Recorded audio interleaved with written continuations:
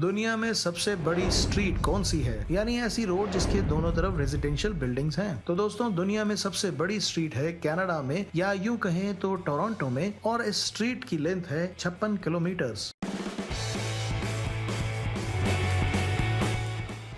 Cockroaches, जी हाँ, वो भूरे काले भद्दे कीड़े जो हमारे घर और किचन के कॉर्नर्स में छिपे पाए जाते हैं। ऐसा माना जाता है कि कॉकरोचेस न्यूक्लियर बॉम्ब की रेडिएशंस को भी झेल लेते हैं, यानी न्यूक्लियर रेडिएशंस का भी उन पर कोई असर नहीं होता। तो ऐसा क्यों है कि एक मामूली सी इंसेक्ट स्प्रे से कॉकरोचेस का खात्मा किया जा सकता है? भला ऐसा उस इंसेक्ट स्प्रे में क्या है जो न्यूक्लियर रेडिएशंस में नहीं? तो जनाब, इसका आंसर उस इंसेक्ट स्प्रे के केमिकल कॉम्पोजिशन में है जो इन कॉकरोचेस के सिस्टम पर सीधा हमला करता है। चलिए जनाब, निकालते हैं विस्परिंग मिस्ट्रीज के मिस्ट्री बॉक्स से अगला क्वेश्चन।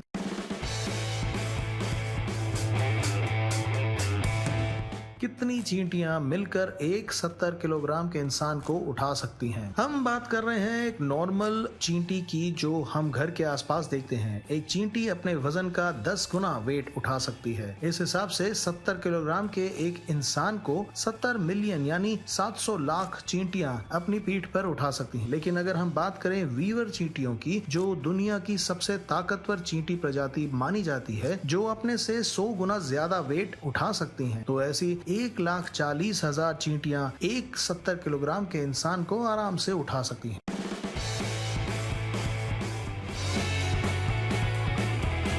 हमारे कैमरे के लेंस, चाहे वो मोबाइल का कैमरा हो या प्रोफेशनल कैमरा, इन सभी के लेंस गोल यानी राउंड शेप के होते हैं, लेकिन इनमें से जो तस्वीर या फोटो खींची जाती है वो रेक्टेंगुलर यानी चौकोर होता है। ऐसा क्यों? ऐसा इसलिए क्योंकि गोल लेंस बनाना चीप यानी सस्ता होता है, लेकिन जो हमारी आंख नहीं देख सकती है वो है लेंस के अंदर मौजूद सेंसर, जो होता है, जी हाँ, आपने ठीक समझा, रेक्टेंगुलर शेप का। लेंस से पास होने वाली इमेज की लाइट सेंसर से कट जाती है और हम वो ही देखते हैं जितना सेंसर के थ्रू पास होता है। आइए बढ़ते हैं मिस्ट्री बॉक्स की तरफ और इसमें से निकालते हैं ये क्वेश्चन।